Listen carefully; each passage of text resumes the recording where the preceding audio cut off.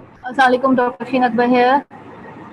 अच्छा जी, आप लोगों से एक सवाल मैंने पूछा था कि यूनिवर्सल डोनर और यूनिवर्सल रेसिपिएंट, उनमें क्यों डिफरेंस है, क्या है ये?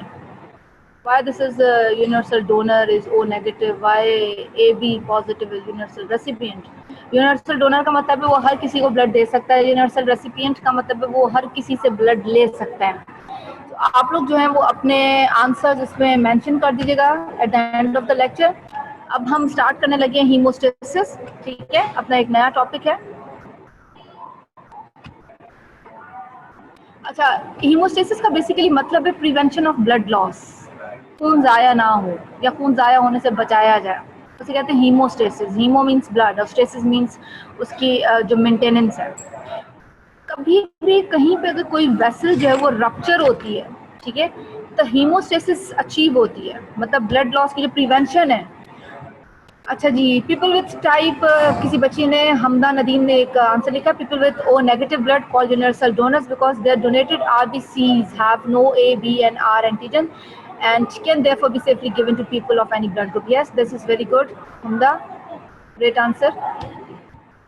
तो हम हीमोस्टेसिस की तरफ चलते हैं, बैक टू आवर टॉपिक। जहाँ भी कहीं पे कोई ब्लड वेसल जो वो रप्चर होती है ना, तो वहाँ पर फौरी तौर पे हीमोस्टेसिस का मैकेनिज्म जो है ना वो डेवलप होना शुरू हो जाता है। उससे सबसे इम्पॉर्टेंट जो हीमोस्टेसिस का पहला पॉइंट है, जो सबसे पहला काम होता है, वो वेस्कुलर कंस्ट्रक्शन है। दूसरे नंबर पे प्लेटलेट प्लग की फॉर्मेशन होती है। तीसरे नंबर पे formation of a blood clot होती है, ठीक है, as a result of blood coagulation. चौथे नंबर पे उसमें जो काम होता है या चौथा मैकेनिज्म जो होता है ना उसका, वो होता है growth of fibrous tissue into an blood clot to close the hole in an vessel permeability. कहीं भी इंजरी हुई है, कहीं पे कोई ब्लड वेसल रप्चर हुई है, तो उसकी वजह से जो है ये चार काम होंगे, लेकिन ये तरतीब से होते हैं। पहले vascular construction, number 2 is formation of platelet plug, number 3 is formation of blood clot as a result of blood coagulation, and number 4 is growth factor tissue into the blood clot. Vascular construction जो पहला mechanism है, उसमें क्या हो रहा होता है, अगर कहीं भी ट्रॉमा हो रहा है, trauma to the vessel wall, उसकी वजह से क्या हो रहा है, उस वेसल वॉल की जो स्मूथ मसल जो है ना उस वेसल्स के, वो कॉन्ट्रैक्ट होना शुरू हो जाते हैं। That instantaneously reduces the flow of blood from the ruptured vessel. जारी बात है, कहीं पे अगर वेसल पाइप खुला हुआ है, पाइप को अगर आप सपोर्ट देंगे तो क्या होगा, उसमें से फ्लो कम हो जाएगा ना। सिमिलरली जिस भी वेसल्स का ट्रॉमा हो रहा है, उसकी जो स्मूथ मसल्स हैं वो फौरन उस वॉल के कॉन्ट्रैक्ट करते हैं और ब्लड फ्लो को जो है वो रिड्यूस कर देते हैं। Contraction result from local myogenic spasm भी है और कुछ ऑटोक्वाइट फैक्टर्स हैं जो कि ट्रॉमेटाइज टिश्यू और जो है वहाँ से और ब्लड प्लेटलेट्स में से रिड्यूस हो रहे हैं, और कुछ नर्वस रिफ्लेक्सेस भी हैं। ये जो वेस्कुलर कंस्ट्रक्शन हुई है ना, उसमें क्या हो रहा है, स्मूथ मसल वॉल जो कॉन्ट्रैक्ट कर रही है, ठीक है, जिसकी वजह से ब्लड फ्लो भी कम हो रहा है, और फिर जो कॉन्ट्रैक्शन है वो मायोजेनिक स्पैज्म हो सकता है, कुछ लोकल ऑटोक्वाइट फैक्टर्स की वजह से हो सकता है, जो फैक्टर्स जो रिलीज हो रहे हैं फ्रॉम द ब्लड प्लेटलेट्स, और कुछ नर्वस रिफ्लेक्सेस हो सकते हैं। नर्वस रिफ्लेक्सेस इस तरह से हो सकते हैं कि इनिशिएट करते हैं pain nerve impulses and other sensory impulses that originate from the traumatised vessels, ठीक है।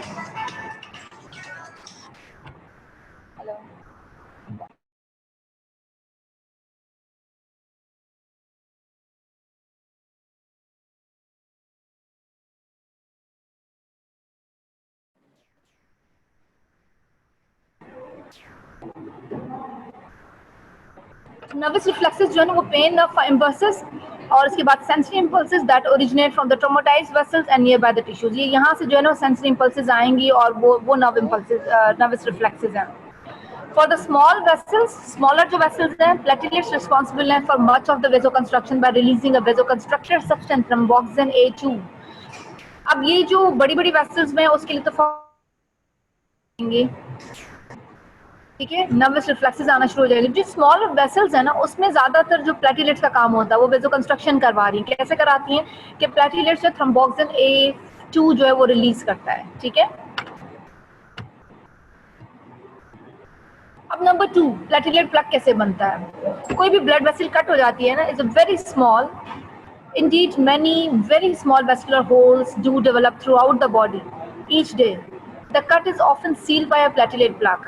rather than a blood clot. अगर कहीं भी सारी जिस्म में, क्योंकि वो जो वियर एंड टियर वाला एक सिस्टम होता है, तो जो ब्लड वेसल्स है उसमें अगर छोटे छोटे से स्मॉल होल्स भी हो जाते हैं, उनका एक काम है, ये एक स्टैंडर्ड प्रोसीजर है बॉडी के अंदर, एक नॉर्मल फंक्शन है ये, कि चाहे छोटे छोटे भी होल्स हो जाए तो उसको सबसे पहले जो है ना वो प्लेटिलेट प्लग आके ना उसको उन होल्स को क्लोज करता है। ब्लड क्लॉट की तो बारी नहीं आती, तो सबसे पहले ये काम जो है वेस्कुलर कंस्ट्रक्शन हुई, उसके बाद फौरन प्लेटिलेट भागते हुए आते हैं। कैसे भागते हैं वो भी हम डिस्कस करते हैं। वो आके प्लेटिलेट प्लग बनाते हैं। नंबर 2, अब प्लेटिलेट्स की जो फिजिकल कैरेक्टरिस्टिक्स है, प्लेटिलेट्स में ऐसी क्या खासियत है कि वो ये आके प्लेटिलेट प्लग्स बनवा रहे हैं। ठीक है, प्लेटिलेट जो है इसके बहुत सारे फंक्शनल कैरेक्टरिस्टिक्स हैं। ठीक है, even they do not have a nuclear and can not reproduce, कोई न्यूक्लियर नहीं है, कोई रिप्रोड्यूस नहीं हो रहे। इनका जो साइटोप्लाज्म है उसके अंदर कुछ एक्टिव फैक्टर्स होते हैं। प्लेटिलेट्स के साइटोप्लाज्म में एक्टिन एंड मायोसिन मॉलिक्यूल्स होते हैं। ठीक है, अच्छा, ये कॉन्ट्रैक्टाइल प्रोटीन्स हैं, जिस तरह से मसल के अंदर हमें नजर आती हैं, सिमिलर उसी तरह से। इसके अलावा एक और एक थ्रोम्बोस्थेनिन के नाम से कॉन्ट्रैक्टाइल प्रोटीन होती है जो बेसिकली प्लेटिलेट्स को कॉन्ट्रैक्ट करवा रही है। ठीक है, उसके अलावा इसका जो residuals of both the endoplasmic reticulum and Golgi protease, these synthesize various enzymes, especially a large quantities of calcium ions. अब प्लेटिलेट के अंदर कैल्शियम आयंस भी बन रहे हैं क्योंकि एंडोप्लाज्मिक रेटिकुलम के रेजिडुअल्स हैं, कुछ गोल्गी प्रोटीज के, वहाँ पे कैल्शियम आयंस की बहुत सारा क्वांटिटी भी मौजूद है। Mitochondria and enzyme system that are capable of forming ATP and ADP. अब ये सारी चीजें कहाँ हो रही है? प्लेटिलेट के अंदर हो रही है। प्लेटिलेट के अंदर क्या क्या थे? एक्टिन मायोसिन मॉलिक्यूल्स थे, थ्रोम्बोस्थेनिन था, उसके बाद कैल्शियम भी है, वो एटीपी भी बना रहा है, वो एडीपी भी बना रहा है। एंजाइम सिस्टम जो है ना उसका प्लेटिलेट्स का, वो सिंथेसाइज कर रहा है प्रोस्टाग्लैंडिन्स को भी। ठीक है, अच्छा, उसके अलावा इन्हीं के अंदर प्लेटिलेट्स के अंदर एक फिब्रिन स्टेबलाइजिंग फैक्टर भी रिलीज होता है। ठीक है, ये भी एक प्रोटीन है, एक फैक्टर है, एक एंजाइम है, ये भी इसी नहीं बनाना होता। ठीक है, उसके अलावा ग्रोथ फैक्टर्स है। ठीक है, वैस्कुलर एंडोथेलियल सेल्स के अंदर और वेस्कुलर स्मूथ मसल सेल्स हैं, fibroblast to multiply and grow, ये बहुत सारी चीज़ें, ये सारी की सारी, एक्टिन मायोसिन की बात की हमने, थ्रोम्बोस्थेनिन की बात की, कैल्शियम की, एटीपी एंड एडीपी, ये प्रोस्टाग्लैंडिन्स हो गए, फिब्रिन स्टेबलाइजिंग फैक्टर्स हो गए, ग्रोथ फैक्टर्स, ये सारी चीज़ें प्लेटिलेट के अंदर ऑलरेडी मौजूद हैं। ये क्या कराती हैं? इसको जो है वो मल्टीप्लाई भी करवा रही हैं, इसको ग्रो भी करवा रही हैं। और the surface of platelet is a coat of glycoproteins, उनके बाहर एक ग्लाइकोप्रोटीन का कोट होता है। ये रिपल्स करता है इस ग्लाइकोप्रोटीन कोट्स, वो जो कोट है उसका, उसकी क्वालिटी है कि ये जो नॉर्मल एंडोथेलियम है ना, जब ये प्लेटिलेट ब्लड वेसल के अंदर भाग रहा होता है तो वो उससे वो रिपल्स करता है, वो उसके साथ चपकता नहीं है जाके। लेकिन once the normal endothelium is get adherence to an injured areas of the blood vessels, अब जब ब्लड वेसल इंजर हो गई, अंदर एंडोथेलियम जो है उसका नॉर्मल नहीं रहा, इंजर्ड एपिथेलियम जो है, एंडोथेलियल सेल्स जो इसके, वो ज्यादा एक्सपोज होते हैं कोलेजन को and deep with in the blood vessel, बहुत सारी चीजें उसकी एक्सपोज हो जाती हैं। अब क्या होगा, ये जो प्लेटिलेट है ना, अब वो उसकी तरफ अट्रैक्ट होना शुरू हो जाएगा। पहले क्या था कि नॉर्मल एंडोथेलियम था, वो उसको रिपल्स करता था। ठीक है, और अब जो है वो क्या करता है, वो कोलेजन भी एक्सपोज हो गया, एंडोथेलियल सेल भी इंजरी हो गई। ठीक है, इस तरह से उसको एक्सपोज करता है, उसकी तरफ अट्रैक्ट करना शुरू करता था, इंजर्ड एरिया की तरफ वो भागता है। हाफ लाइफ कितनी इसकी? 8 से 12 डेज तक है। Eliminated from the circulation mainly by the tissue macrophage system, जब उसका टाइम खत्म हो जाता है, इसके 12 दिन पूरे हो जाते हैं, टिश्यू माइक्रोफेज सिस्टम जो है इसके टूटे फूटे उठा लेगा, इसके खुली और उसको खत्म कर देगा। More than 1/2 of the platelets are removed by the macrophage in the spleen, बहुत ज्यादा क्वांटिटी में ये स्प्लीन में भी जाके माइक्रोफेज को खत्म कर देते हैं। मैकेनिज्म क्या है प्लेटिलेट प्लग का? प्लेटिलेट रिपेयर जो है ना of vascular opening is based on several important functions of the platelets, बहुत सारे फंक्शंस हैं। सबसे पहले तो प्लेटिलेट जो है ना वो कांटेक्ट में आता है डैमेज वेस्कुलर सरफेस के ऊपर। क्यों? क्योंकि अब वो कोलेजन फाइबर एक्सपोज हो गए। पहले क्या था, उसकी जो ग्लाइकोप्रोटीन कोड था वो नॉर्मल एंडोथेलियम से रिपल्स करती है, उससे अलग रहती है। लेकिन जब वो इंजर्ड हो जाती है वेसल्स, कोलेजन फाइबर्स को उसके एक्सपोज होना शुरू हो जाते हैं। प्लेटिलेट के अंदर इमीडिएटली चेंज आता है, उसकी अपनी क्वालिटीज़ के अंदर, उसकी जो स्ट्रक्चर बना उसमें चेंज आता है। प्लेटिलेट जब देखते हैं ना कि कहीं पे वेसल इंजर्ड हो गई है तो वो फौरन स्वेल होना शुरू हो जाता है, और उसकी जो है वो सूडोपोड्स टाइप के उसके जो प्रोट्यूट करते हैं, उसकी स्किन, उसकी जो सरफेस है वो इरेगुलर से फॉर्म्स, द न्यूमरस इरिटेटिंग उसके प्रोट्यूट करते हैं उसकी सरफेस में से। उसकी जो कॉन्ट्रैक्टाइल प्रोटीन है उसको कॉन्ट्रैक्ट करती है फोर्सफुली और उसमें से बहुत सारे ग्रैन्यूल्स रिलीज करती हैं। ये प्लेटिलेट्स के अंदर चेंजेस आ रही हैं जब भी कोई वेसल इंजर्ड हो जाती है। अब उसके जो ग्रेन्यूल रिलीज भी हो रहे हैं, they become sticky and adhere to the collagen in the tissues and to a protein called von Willebrand factor that leaks into the traumatized tissues from the plasma.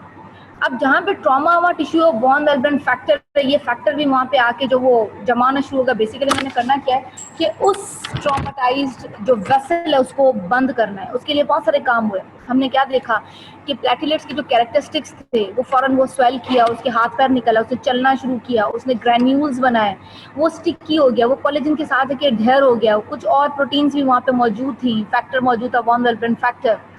ये भी ट्रॉमाटाइज टिश्यू में से leak हुआ, plasma में से उधर पहुंचा.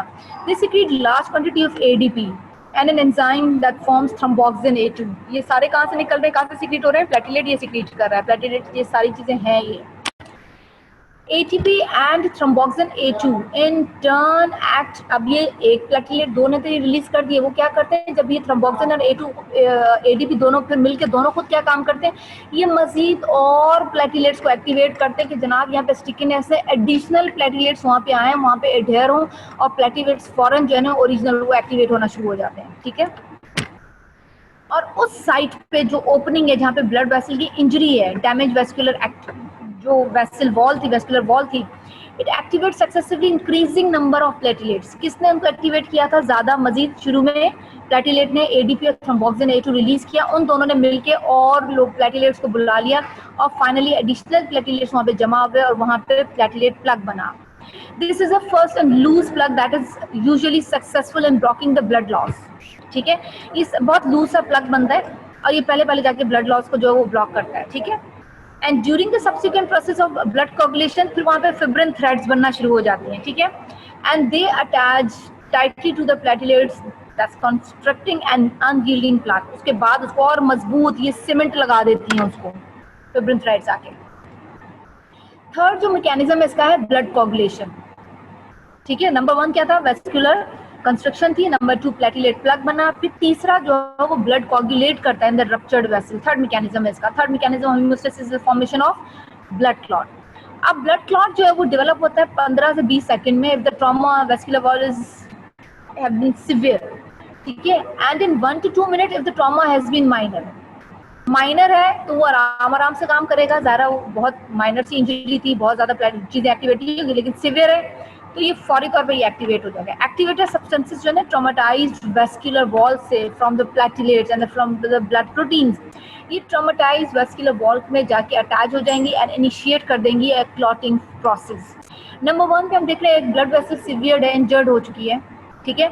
यहाँ पे हमने देखा नंबर 2 पे प्लेटलेट एग्लूटिनेट कर रहे हैं, जमा हो रहे हैं आके. ठीक है. नंबर 3 पे देखा कि फिब्रिन थ्रेड्स भी आ गई हैं. फिर नंबर 4 पे हम देखेंगे फिब्रिन क्लॉट, इसको थोड़ा सा और मजबूत कर दिया गया है. ठीक है. और फिर हमने देखा यहाँ पे ब्लड जो है वो रुक गया है, ब्लड लॉस रुक चुका है. और उसके बाद हमने देखा नंबर 5 क्लॉट रिट्रैक्शन भी कोई चीज़ है कि क्लॉट बन गया है, अब ये रिट्रैक्ट करेगा, अपनी जगह से हट जाएगा ये. ठीक है. क्योंकि वेसल बन चुकी होगी और वो रिपेयर हो चुकी होगी. Between 3 to 6 minutes after rupture of a vessel, if the vessel opening is not too large, the entire opening of broken end of the vessel is filled with the clot. ठीक है. और 20 minute के बाद an hour clot retract करता है, close हो जाती है वेसल जो टूट का शिकार होती है और इस तरह से जो है ये जो क्लॉट है वो फॉर्म हो जाता है. और यहाँ पे जो क्लॉट रिट्रैक्शन है अगेन यहाँ पर भी प्लेटलेट का ही रोल आ जाता है. प्लेटलेट का इसके अंदर रोल ये है कि फिब्रिन स्टेबलाइजिंग फैक्टर होता है उसका, वो भी बाद में जो है वो क्लॉट को जो है प्लेटलेट्स जो है उसको वहाँ से जो उनका क्लॉट बन चुका होता है उसको रिट्रैक्ट करवाता है, उसको वहाँ से हटा देता है और फिर इसको डिसॉल्व करवा देता है. ये फैक्टर्स हैं ब्लड के अंदर जो कि एक्टिवेट हो जाते हैं. फिब्रिनोजन है, आप इसको देखिएगा सामने इनके नाम भी लिखे हुए हैं. फिर प्रोथ्रोम्बिन है, टिश्यू फैक्टर है, कैल्शियम भी है.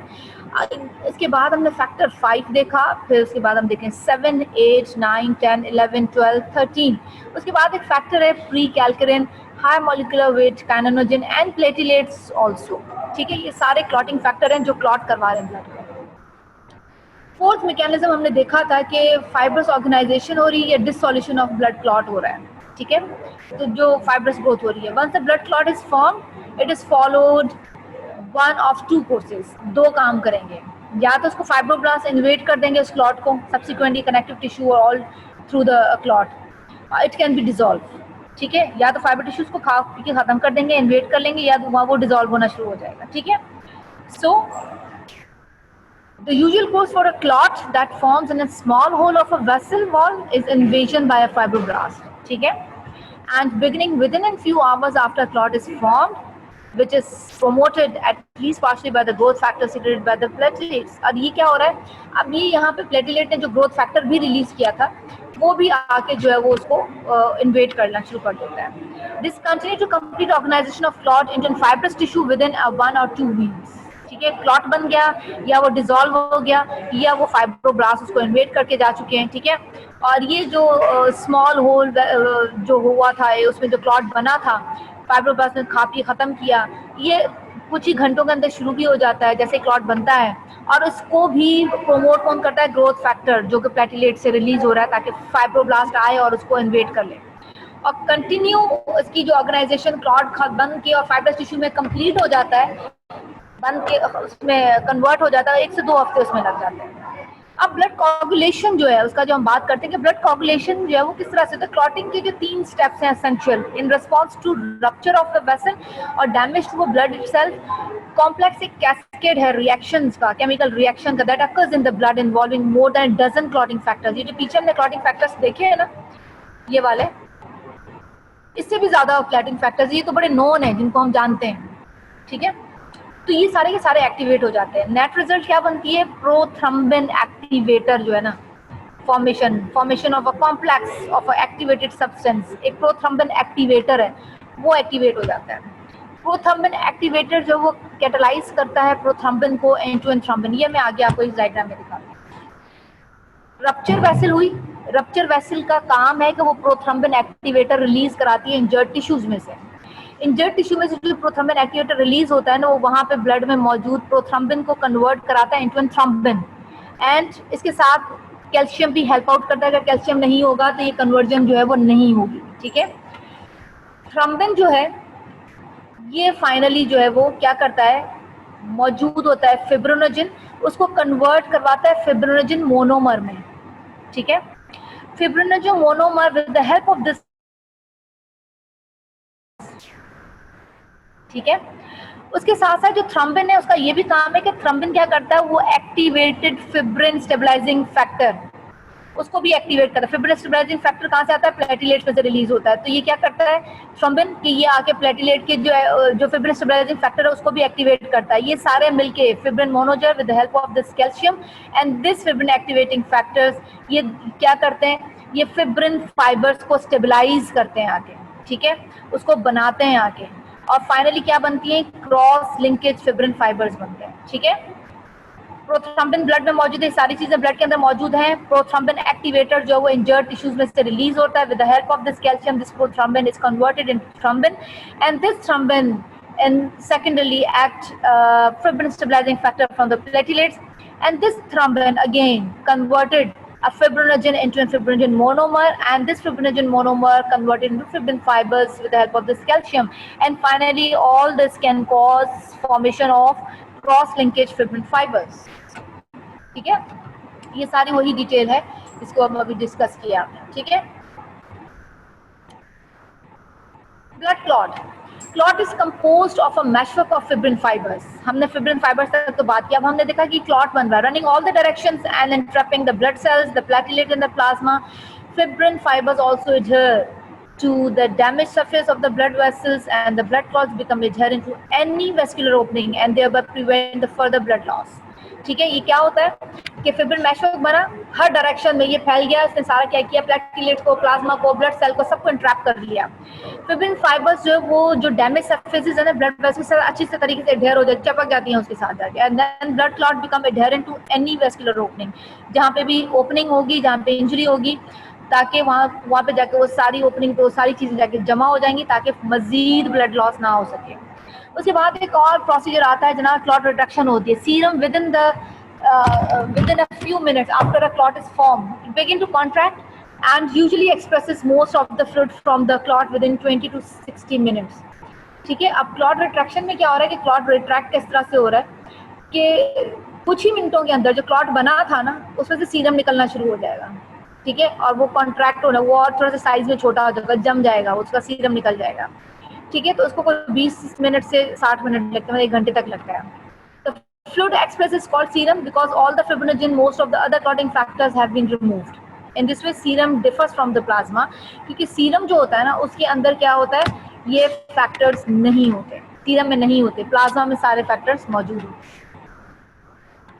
ये दो किस्म के पाथवेज हैं हमारे पास, इंट्रिंसिक एंड एक्सट्रिंसिक पाथवे। हम उसको देखेंगे कि इंट्रिंसिक पाथवे कौन से क्लॉटिंग फैक्टर्स को जो है वो एक्टिवेट करता है, और फाइनली हम उसको देखेंगे। ये कॉमन पाथवे है एक, ठीक है, कॉमन पाथवे जो मैंने आपको पीछे भी बताया था कि prothrombin is converted into thrombin and then fibrinogen into fibrin and then it stabilize the factor. ये कॉमन पाथवे जो इंट्रिंसिक में भी इन्वॉल्व होगा, जो एक्सटेंसिव में भी इन्वॉल्व होगा, ठीक है। इस डायग्राम को देखेंगे कि कॉमन पाथवे जो हमने पीछे भी डिस्कस किया था, दिस वन, ये वाला, ये कॉमन पाथवे है।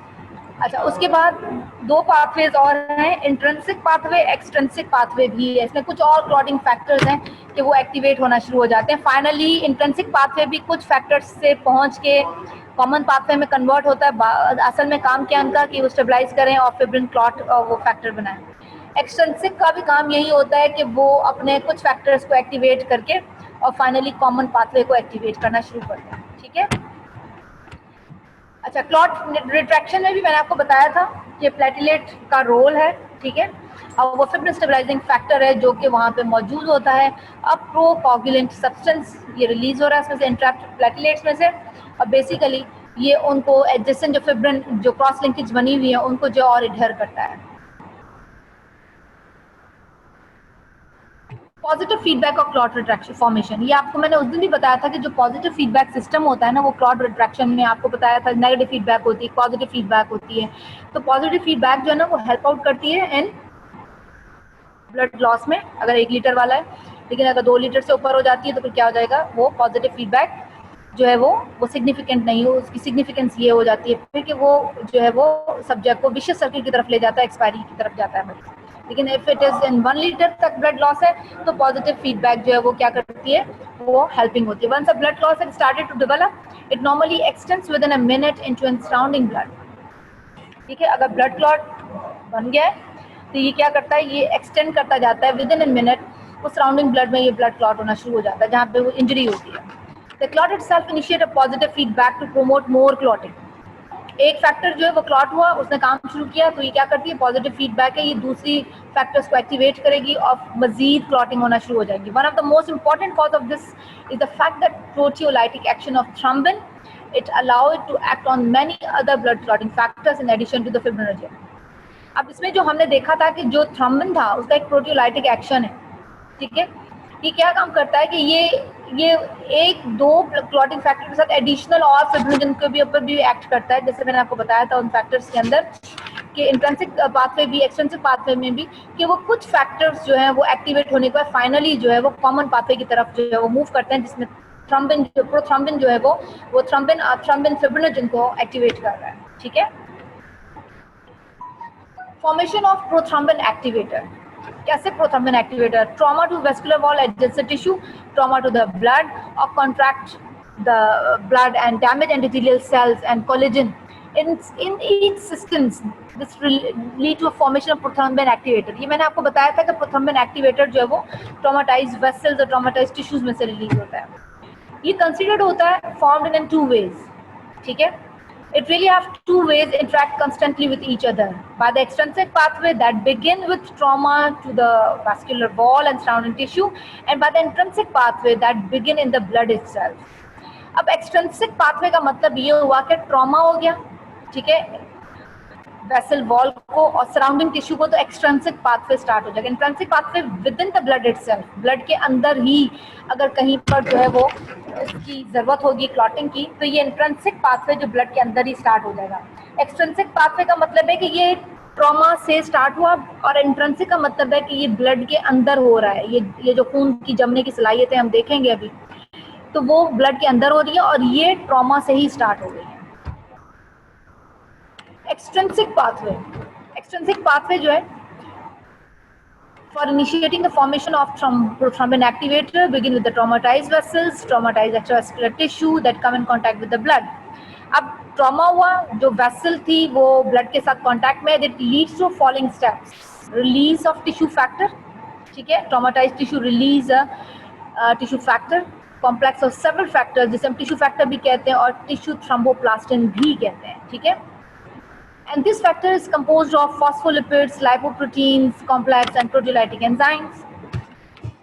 Activation of factor 10, role of factor 8 and tissue factor. यहाँ पर इन ये सारे फैक्टर्स जो एक्टिवेट हो जाएंगे in case of extrinsic pathway. Extrinsic pathway में सबसे पहले क्या हो जाएगा, ट्रॉमा होगा, टिश्यू फैक्टर रिलीज होगा या टिश्यू थ्रोम्बोप्लास्टिन रिलीज होगा, उसके बाद जो है वो एक्टिवेट हो जाएगा फैक्टर 10, उसके बाद फैक्टर 7 और देन टिश्यू फैक्टर, ठीक है।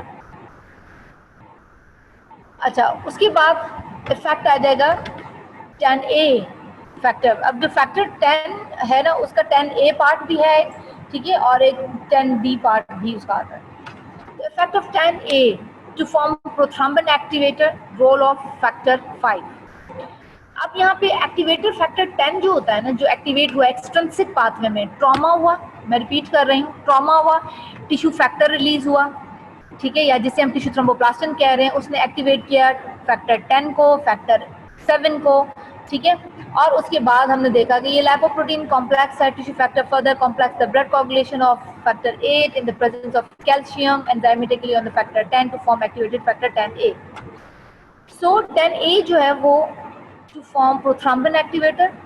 यहाँ पे हमने क्या देखा कि जो ट्रॉमा हुआ, टिश्यू फैक्टर रिलीज हुआ, फैक्टर 10 एक्टिवेट हुआ, this activated factor 10 combine immediately with the tissue phospholipids that are a part of tissue factor and additional phospholipid release from the platelets as well as the factor 5 to form the complex called prothrombin activator।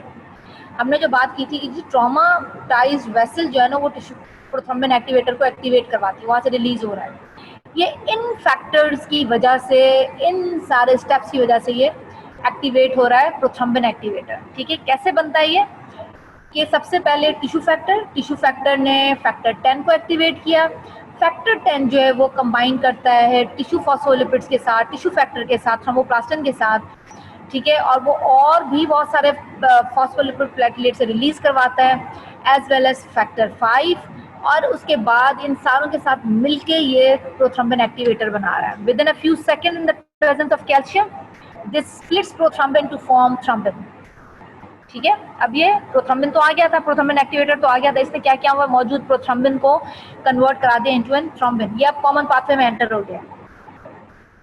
Factor 5 in the prothrombin activator complex is inactive. पहले ये inactive होता है, but once clotting begins and prothrombin begin to form the proteolytic action of the thrombin activates the factor 5। तो सबसे पहले क्या होता है, जो फैक्टर 5 होता है ना, प्रोथ्रोम्बिन एक्टिवेटर कॉम्प्लेक्स जब अभी इनएक्टिव होता है तो उस वक्त में तो ये इनएक्टिव होता है, अभी प्रोथ्रोम्बिन कॉम्प्लेक्स अभी काम कर रहा होता है। जैसे क्लॉटिंग स्टार्ट होती है, प्रोथ्रोम्बिन बिगिन टू फॉर्म, वो बनना शुरू होता है from the prothrombin with the help of this calcium और प्रोथ्रोम्बिन एक्टिवेटर। तो फिर जो है वो थ्रोम्बिन जो वो एक्टिवेट कर देता है फैक्टर 5 को, बाद में, पहले नहीं करता। This then become an additional strong accelerator of prothrombin activator। अब यहाँ पे प्रोथ्रोम्बिन एक्टिवेटर और एक्टिवेट होना शुरू हो जाता है। फाइनल प्रोथ्रोम्बिन एक्टिवेटर कॉम्प्लेक्स जो है वो एक्टिवेटेड फैक्टर 10 है, एक्चुअल प्रोटीएज है ये, that causes splitting of prothrombin to form thrombin. अब ये था एक्सट्रिंसिक पाथवे, मैं आपको उस डायग्राम में समझाती हूँ दोबारा। एक्सट्रिंसिक पाथवे था, डैमेज टिश्यू में से, ठीक है, फैक्टर 10 भी निकला था और फैक्टर 8 भी था, ठीक है। ये फैक्टर 10 मौजूद है, फैक्टर 8 भी है, ठीक है, ये टिश्यू फैक्टर है, TF जो लिखा हुआ है। सो एक्सट्रिंसिक पाथवे स्टार्ट हो गया, जैसे डैमेज टिश्यू हुआ, फैक्टर 8 भी आया, टिश्यू फैक्टर भी आया। इसने आके टिश्यू फैक्टर और फैक्टर 8 ने क्या किया, 10 को कन्वर्ट करा दिया इनटू 10A, ठीक है। उसके बाद हमने देखा कि ये प्लेटलेट्स, फैक्टर 5 और ये कैल्शियम, अब इन सब ने मिलके, क्योंकि वहाँ पे बहुत सारी चीज़ें जमा हो गई थी, प्लेटलेट भी एक्टिव हो गए थे सारी, ये सारों ने मिलके प्रोथ्रोम्बिन को, और उसके साथ साथ प्रोथ्रोम्बिन एक्टिवेटर भी, प्रोथ्रोम्बिन को कन्वर्ट करा दिया इनटू थ्रोम्बिन। अब ये यहाँ से कॉमन पाथवे में एंटर हो गए, ठीक है। प्रोथ्रोम्बिन को थ्रोम्बिन में एक्टिवेट कन्वर्ट कराया, ठीक है। थ्रोम्बिन जो है वो क्या काम कराता है, फिब्रिनोजन को फिब्रिन में कन्वर्ट कराता है, फैक्टर 8 को कन्वर्ट कराता है फैक्टर 8A में, and then it can cause stabilize the fibrin clot. ये बात समझ आई है ये एक्सट्रिंसिक पाथवे टिश्यू डैमेज से ही स्टार्ट हो जाता है। टिश्यू डैमेज जो है वो एक्टिवेट करती है टिश्यू फैक्टर को, फैक्टर 7A को। दिस टिश्यू फैक्टर ये सारे मिलके क्या करते हैं, फैक्टर 10 को कन्वर्ट कराते हैं 10A में। और उसके बाद जनाब ये कैल्शियम, प्लेटलेट्स और फैक्टर 5 ये सारे मिलके जो है वो प्रोथ्रम्बिन को थ्रम्बिन में कन्वर्ट कराएंगे। थ्रम्बिन फिब्रिनोजन को फिब्रिन में कन्वर्ट कराएगी। थ्रम्बिन एक और काम भी करती है कि ये फैक्टर 8 को फैक्टर 8A में कन्वर्ट करा के फिब्रिन क्लॉट को स्टेबलाइज करेगी। ठीक हो गया इतना। नाउ कमिंग बैक टू, ये हो गया हमारा एक्सट्रिंसिक पाथवे। ठीक है, tissue factor, tissue trauma, tissue factor आया 7A, ठीक है, और उसके बाद उसने कन्वर्ट करा दिया यहाँ पे 10 को 10A में। फिर इसने एक्टिवेट करा दिया प्रोथ्रम्बिन एक्टिवेटर भी आ गया, फैक्टर 5 भी आ गया, कैल्शियम भी आ गया, प्रोथ्रम्बिन को थ्रम्बिन में कन्वर्ट करा दिया और ये उसमें कन्वर्ट हो गया into an stabilize fibrin clot में। अब इंट्रिंसिक पाथवे की तरफ आते हैं। ठीक है, ब्लड ट्रॉमा और कॉन्टैक्ट विद कोलेजन, ब्लड के अंदर ट्रॉमा आ जाए या वो कोलेजन के साथ कॉन्ट्रैक्ट कर जाए, कौन, प्लेटलेट्स, और साथ में ये जो फैक्टर्स हैं ये इसके साथ कॉन्ट्रैक्ट में आ जाए, तो क्या होता है वहाँ पे मौजूद होता है फैक्टर 12। ठीक है, ये एक्टिवेट हो जाता है फैक्टर 12A के अंदर। ठीक है, अब फैक्टर 12A जो है वो वहाँ पे मौजूद फैक्टर 11 जो है उसको एक्टिवेट कराता है 11A में with the help of prekallikrein and kininogen, high molecular weight kininogen. उसके बाद हम देखते हैं कि जो ये एक्टिवेटेड 10A था ना, with the help of the calcium it can activate factor 9 into an factor 9A। Factor 9 जो है वो फिर कन्वर्ट कराता है फैक्टर 8 को, ठीक है, into an factor 8A with the help of this calcium. और ये फिर क्या करता है, ये फैक्टर 10 को एक्टिवेट करता है। फैक्टर 10 जो है ये अगेन फैक्टर 10A को, और फिर अगेन हम देखेंगे ये कॉमन पाथवे में एंटर हो गया। ये जो ब्लड ट्रॉमा आया था और कॉन्टैक्ट विद द कोलेजन था ना, इन्होंने क्या किया कि प्लेटलेट और फॉस्फोलिपिड्स को भी एक्टिवेट करा दिया है। ठीक है, ताकि ये फाइनली जाके फैक्टर 10 को एक्टिवेट कर सकें। सो इंट्रिंसिक पाथवे में सबसे पहले blood trauma and contact with the collagen factor 12 is activated factor 12A, उसके बाद 11 into 11A with the help of calcium, और फिर 11A जो है वो with the help of the 8A ये 10 से 10A में आ जाती है with the help of calcium and platelet and phospholipids.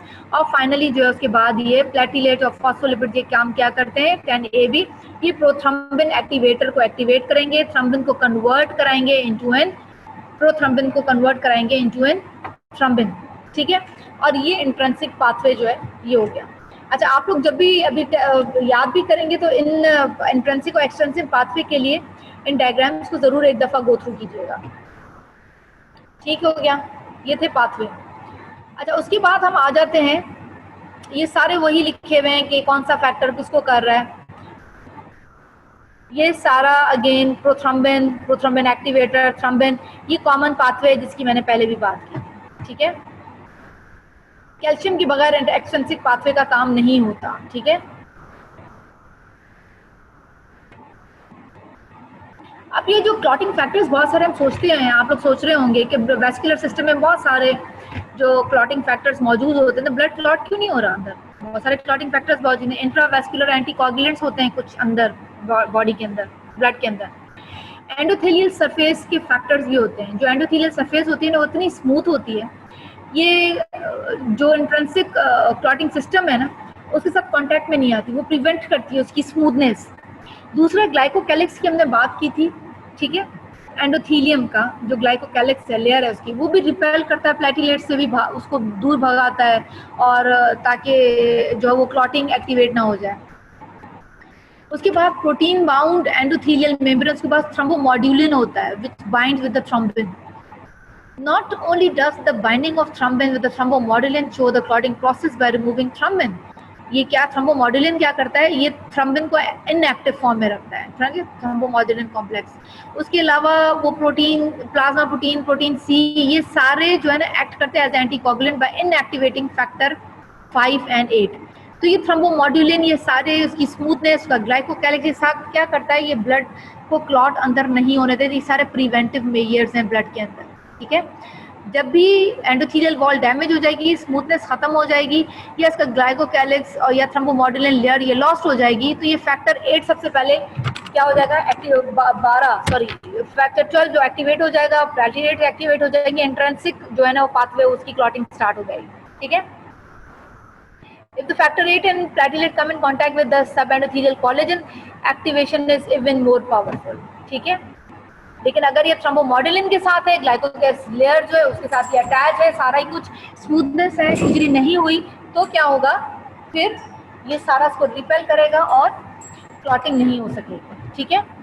Anti thrombin action है फिब्रिन का, एंटी थ्रोम्बिन 3 का, ठीक है। ये भी एंटी थ्रोम्बिन का मतलब ही है action of fibrin and anti thrombin 3 का, कि ये सबसे इम्पॉर्टेंट जो एंटीकोगुलेंट्स हैं ब्लड के अंदर, मतलब ये जमने नहीं देते ब्लड को अंदर, ठीक है।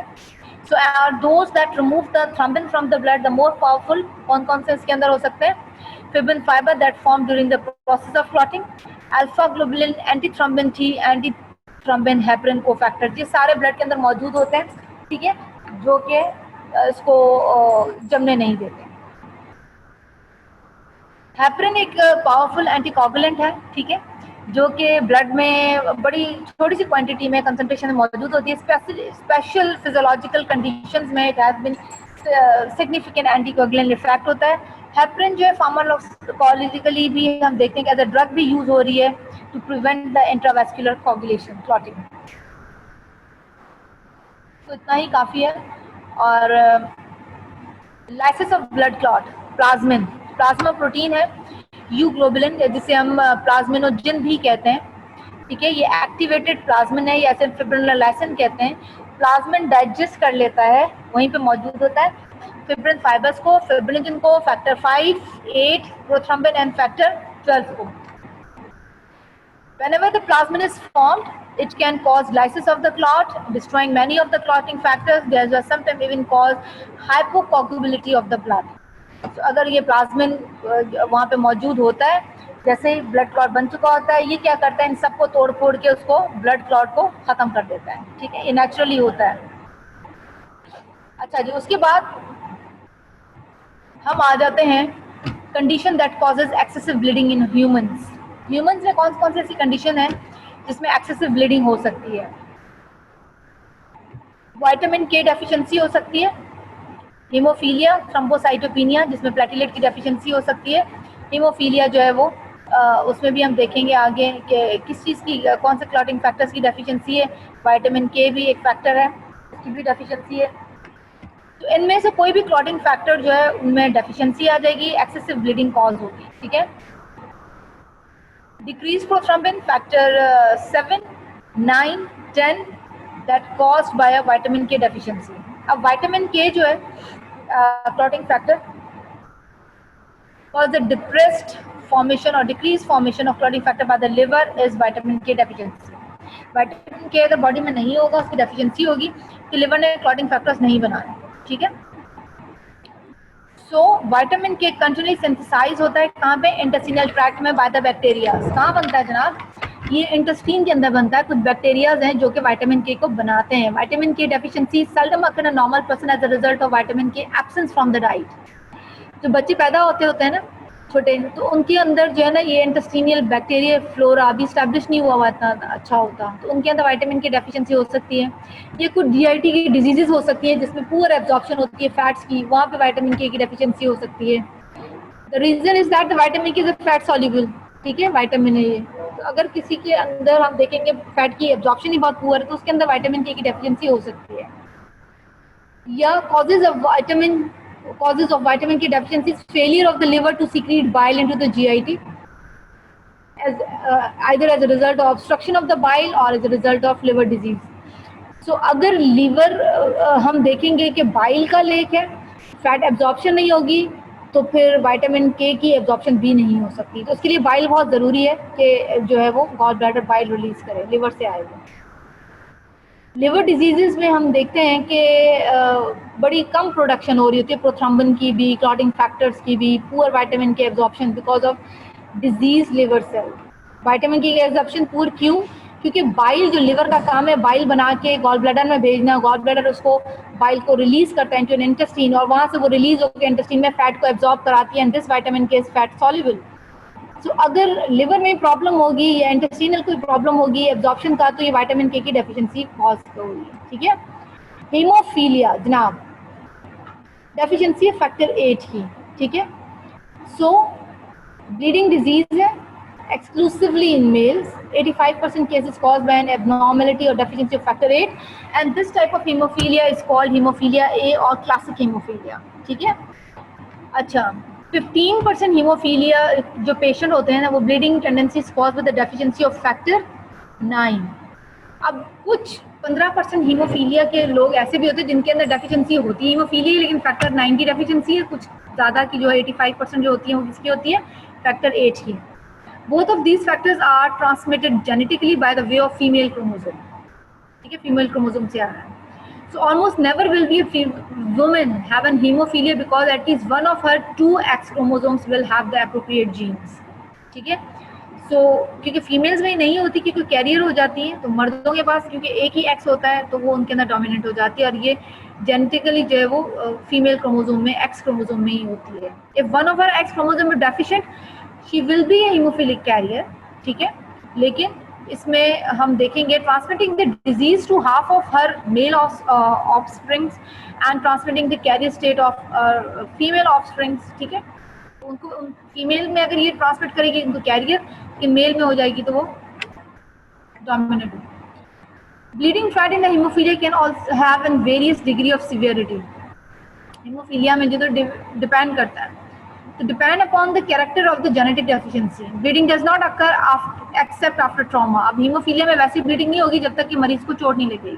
ठीक है। और उसके बाद इवन इस हद तक कि बहुत छोटी सी भी जो बड़ी हार्डली नोटिसेबल जो ट्रॉमा है उसमें भी इनको प्रोलॉन्ग ब्लीडिंग हो सकती है, और वो काफ़ी दिनों तक भी चल सकती है। इवन अगर किसी सब्जेक्ट ने दांत भी निकलवाया है तो बड़ी दिनों तक उसको जो है वो ब्लीडिंग हो सकती है। फैक्टर 8 के जो है वो 2 एक्टिव कंपोनेंट होते हैं, लार्ज कंपोनेंट होता है इसका और एक स्मॉलर कंपोनेंट होता है। ठीक है।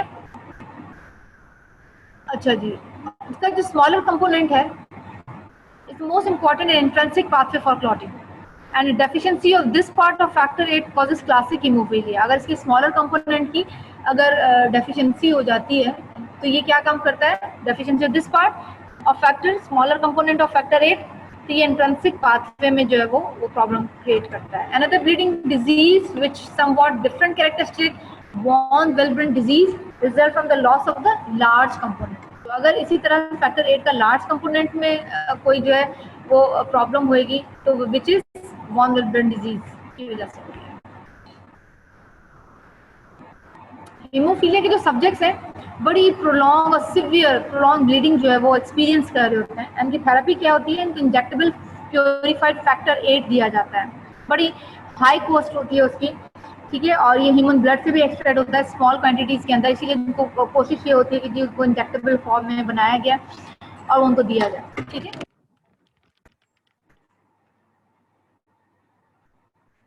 Thrombocytopenia, presence of very low number of platelet in the circulating blood. Haemophilia में क्या था, फैक्टर डेफिशिएंसी। थ्रोम्बोसाइटोपेनिया का मतलब है कि जो प्लेटलेट्स हैं उनकी कंसंट्रेशन, उनका जो क्वांटिटी है वो कम हो जाए। ठीक है। तो उसे क्या कहते हैं, थ्रोम्बोसाइटोपेनिया। पीनिया वर्ड हमेशा डिक्रीज को और लो नंबर्स को शो करता है। ठीक है। थ्रोम्बोसाइटोपेनिया के लोगों की जो टेंडेंसी टू ब्लीडिंग की एज डू एज हीमोफिलिक्स। ठीक है। Except that the bleeding is usually from many small venules or capillaries rather than from a large vessels as in hemophilia। इसमें छोटी सी अगर इंजरी भी छोटी सी भी अगर अपने इसकी प्लेटलेट्स की डेफिशिएंसी है तो छोटी सी स्मॉल सी वेन्स और कैपिलरीज में से भी जो है वो ब्लीडिंग हो सकती है। हीमोफीलिया के लिए तो भाई चोट लगना जरूरी है, लार्जर वेसल्स जो होती है ना वो ब्लीड करती हैं, लेकिन थ्रोम्बोसाइटोपेनिया में वेन्स और कैपिलरीज से भी ब्लीडिंग होती है। और फिर हमने देखा होगा जैसे नहीं वो उसके निशान पर नील पड़ जाते हैं जो छोटे छोटे, उससे हम पिटीक्स बोलते हैं। ठीक है। As a result of the small punctate hemorrhages occur throughout all the body tissues। और स्किन पे जो स्मॉल पर्पलिश ब्लॉचेस जिसे हम कहते हैं वो नील पड़ जाते हैं, द बॉडी नेम थ्रोम्बोसाइटोपेनिक पर्प्यूरा। ठीक है। उस तरह की बिल्कुल एक पिक्चर आना शुरू हो जाती है इसकी। प्लेटलेट की जो नॉर्मल कंसंट्रेशन है अगर ये बिलो 50,000 आते हैं तो ये जो है कॉज करते हैं प्रॉब्लम ऑफ ब्लीडिंग। इससे भी नीचे आए तो कॉज नहीं है, otherwise bleeding does not cause. तो नॉर्मल इसकी जो कंसंट्रेशन है वो 1.5 लाख से 3 लाख तक इसकी नॉर्मल है। अगर ये 10,000 तक आ जाते हैं तो फिर ये लीथल हो जाता है, काफ़ी ज़्यादा डेंजरस जोन में आ जाता है। अच्छा जी, उसके बाद थ्रोम्बोएम्बोलिक कंडीशंस ह्यूमन बींग्स में अगर हम देखें, थ्रोम्बॉय और एम्बोला। थ्रोम्बॉय का मतलब है कि जी एब्नॉर्मल क्लॉट है, ठीक है, उसे हम कहते हैं ये थ्रोम्बस है। यही क्लॉट अगर डेवलप होने के बाद वहाँ से डिटैच हो और फ्लो करे उसे हम कहते हैं ये एम्बोला है, ठीक है, ये डिफरेंस है।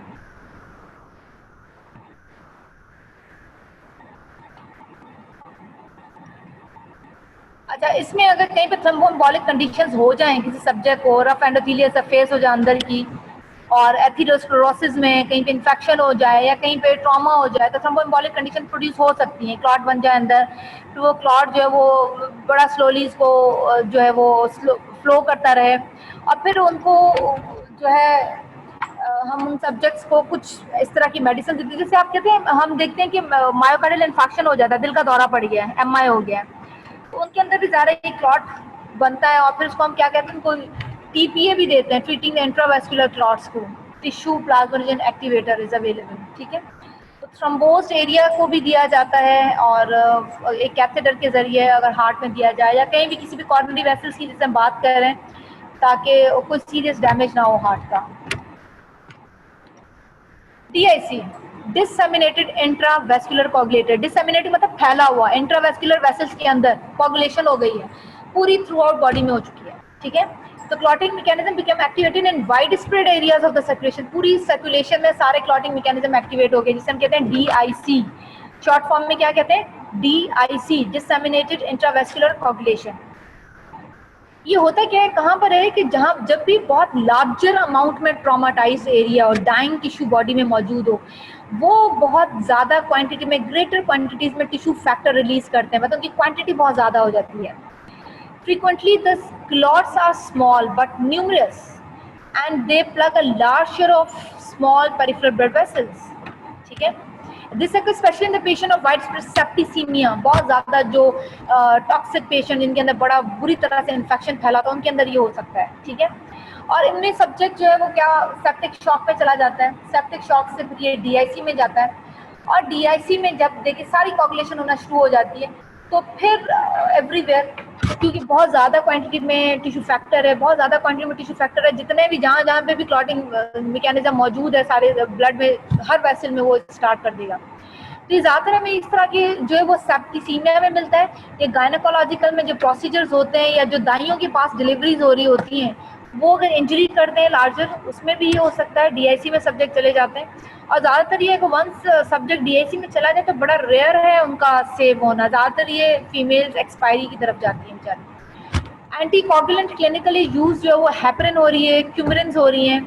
तो heparin as a intravenous anticoagulant दी जाती है उसको जो स्मॉलर क्वांटिटीज़ में according to the body weight, और ताकि मरीज के अंदर जो वो इंट्रावेस्कुलर कोगुलेशन ना हो।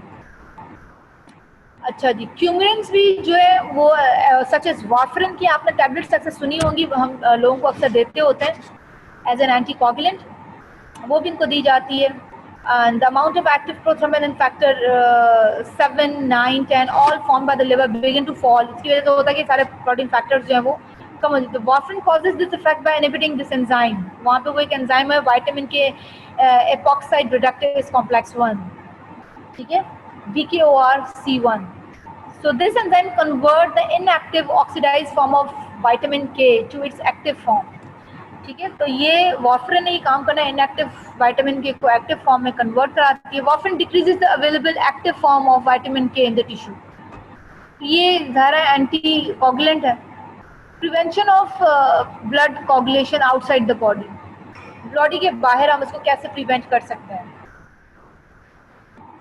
Although the blood removed from the body and held in a glass tube, test tube normally clots in about 6 minutes, ठीक है। लेकिन अगर ब्लड को आप क्लॉट करेंगे ना, कलेक्ट करेंगे सिलिकॉनाइज्ड कंटेनर के अंदर, often does not clot for 1 hour और मोर। रीजन डिले क्यों है इसके अंदर, इसकी सरफेस कंटेनर की सिलिकॉन जो है वो प्रिवेंट करता है contact activation of platelets and factor 12। the two principal factors that initiate the intrinsic clotting factor mechanism. ठीक है, क्यों इंट्रेंसिक स्टार्ट कौन कर रहा है? प्लेटलेट्स ऑफ फैक्टर 12 कर रहे हैं। अगर आप उसको वैसे बाहर निकाल के रख देंगे ब्लड को, वो क्लॉट हो जाएगा 6 मिनट के अंदर, लेकिन सिलिकॉनाइज कंटेनर में रखेंगे तो ये लेट हो जाएगा। Conversely untreated glass container allow the contact of platelet factor 12 और वो फॉरन रैपिडली डेवलप कराता है क्लॉट को। ठीक है, हेपरिन अगेन यूज होती है, use for the preventing coagulation of blood outside the body as well as in the body. ठीक है, वो प्रिवेंट करते हैं कि कोगुलेशन ना हो। ठीक है, सर्जिकल प्रोसीजर्स में भी यूज होती है, हार्ट लंग जब बाईपास हो रहा होता है, और आर्टिफिशियल किडनी मशीन पे होती है जब भी किसी सब्जेक्ट का हम ट्रांसप्लांट कर रहे हैं, तो ये हर जगह पे हेपरिन यूज हो रही है। ठीक है, ब्लड कोगुलेशन के टेस्ट कौन से हैं? हम ब्लीडिंग टाइम पेशेंट के करते हैं, क्लॉटिंग टाइम कर रहे हैं, उसके अलावा हम प्रोथ्रोम्बिन टाइम और इंटरनेशनलाइज रेशो देखते हैं, इंटरनेशनल नॉर्मलाइज रेशो, जिसे INR भी कहा जाता है। ठीक है, ये इनके बस नाम ही काफ़ी है आप लोगों के लिए, बहुत लंबी चौड़ी इसकी डिस्कशन नहीं होनी चाहिए, यहाँ तक कि किसी को बच्चे को कोई बात ना समझ आई हो।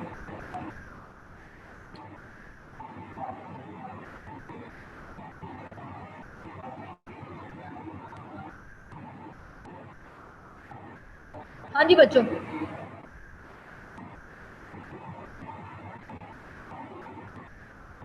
कोई बात ना समझ आई हो?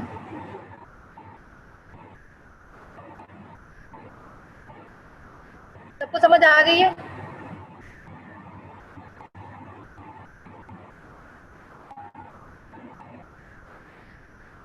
जी जनाब, एक सवाल आया है, 2 सवाल आए हैं जनाब, देख लेते हैं।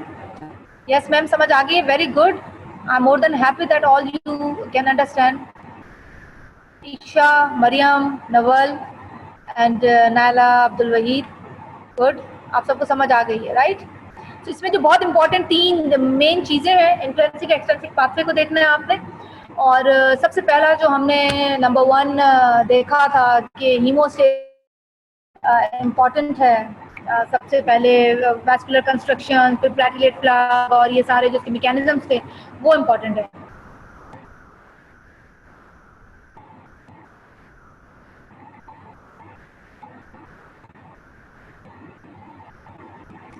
ठीक है, so hope all you can understand, यहाँ तक सारी बात समझ आ चुकी होगी।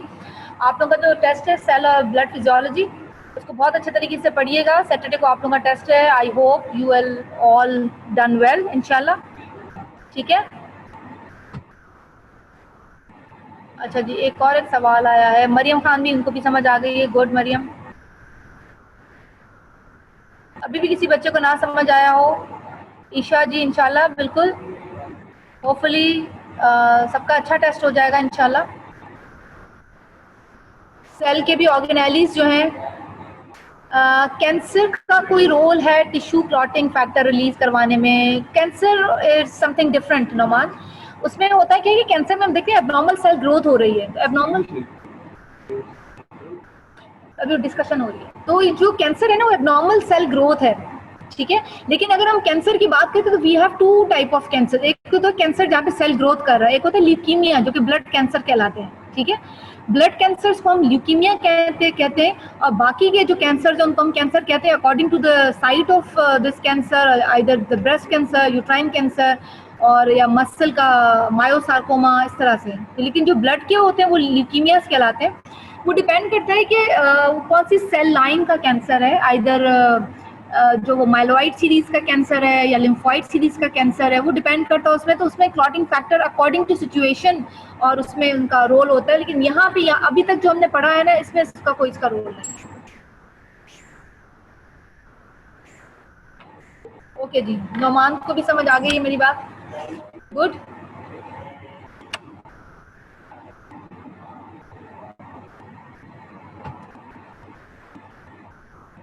ठीक है जी, अल्लाह हाफिज।